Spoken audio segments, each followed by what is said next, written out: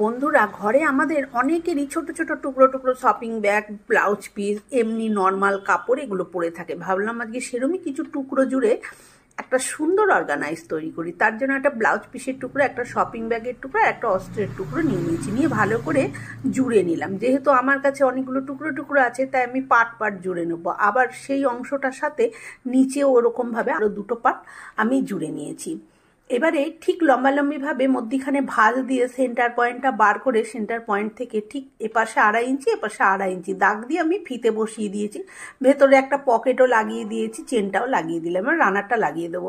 দিয়ে দুপাশটা সেলাই করে নেব, নিয়ে আবার কাপড়ের পট্টিও দিয়ে দেবো। পুরো ভিডিওটা দেখতে চাইলে চ্যানেলে দেওয়া আছে, দেখে নিতেই পারেন।